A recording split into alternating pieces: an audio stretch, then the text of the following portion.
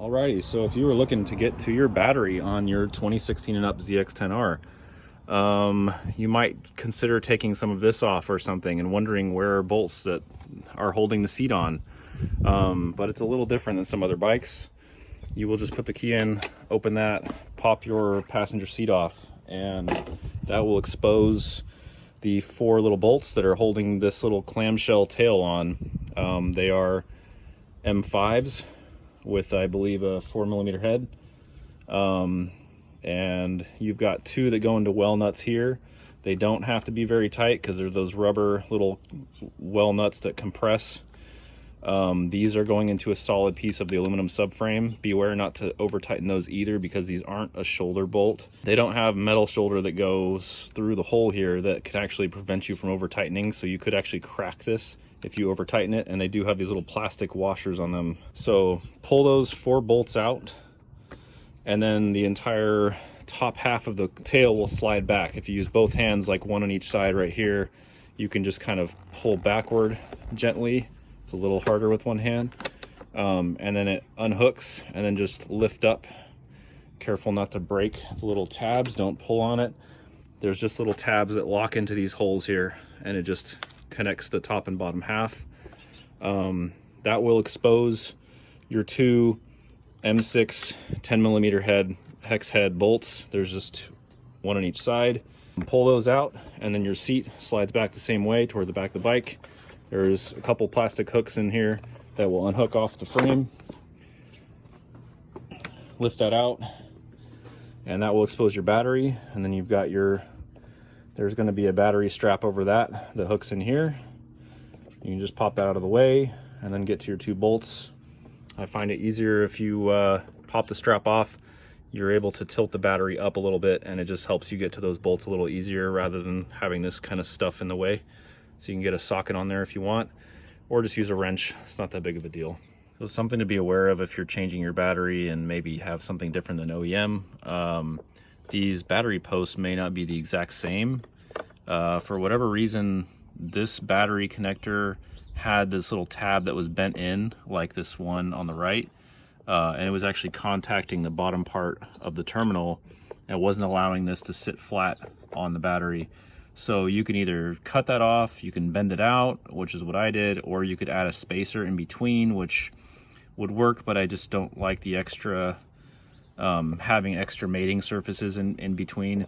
I figured it's pretty easy, just bend that out. So I used a crescent wrench to keep this pretty flat because I didn't want this entire surface to be bending. I just wanted the tab to bend out. Okay, bend this little tab out. Crescent wrench so it doesn't bend the entire thing. Just bend this out of the way right about there, maybe even a tiny bit more. So now we're good there. I think should be good there. Once I bolt that on, it's clearing the plastic body of the battery now. Still has those 2 tabs there that'll prevent this from twisting when I tighten it. For whatever reason, the positive side does not have that tab, so I don't have a problem there. I don't know, but that should be no problem. While I was in here, it was a good opportunity to add a USB connector. So I added / battery tender. So I've got a USB here that plugs into the tender line, so I can just take the seat off and I can charge the battery, or I can have a phone charger or whatever I want with this USB port. Something you very, very much want to do is make sure it's fused with the appropriate fuse size to protect the wiring. Fuses are for wiring, not for the device. So if you I'm typically using a low amperage, like a 2 amp charger. And the USB doesn't pull a lot of amperage either, it's a couple amps. So I'm using a 5 amp fuse just to be safe. I could use a 10 also, but don't go throwing like a 30+ amp fuse if your wiring's super thin, and you're just gonna fry the wires before the fuse goes, and you'll start a fire anyway. If you don't have a fuse at all, you'll also start a fire potentially. And I still think that's why my jigs are burned down, because I can't remember, but I don't think the previous owner had a fuse.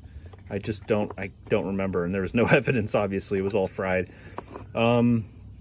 Very easy though. You want the fuse as close as possible to the positive terminal. just in case the wire gets compromised somewhere here. In this case, there's nothing, like even if the wire breaks somewhere in here, there's no ground circuit. Like this is all plastic, so there's no way it can ground back to the battery. If you have an aluminum subframe and you have more aluminum pieces here, which is very common, you want to be very aware of where this wire is and make sure it can't ground somewhere if it gets damaged. Remember that. Add a fuse close to the battery, appropriate size for the wiring. There's plenty of charts online. You can find a fuse size if you want. 5 amp fuse is probably fine for most of what you're going to do. Okay, now that the seat is back on, I'll mention you kind of want to set this backward a little bit. So set it a little bit, like about 1 inch back from your bolt holes or so, and kind of set this, and it should set about flat. It should be just behind the bolt holes, and then if it's sitting flat, you can just gently kind of wiggle it and get it to slide forward. Don't force it. Again, you don't want to break the little tabs.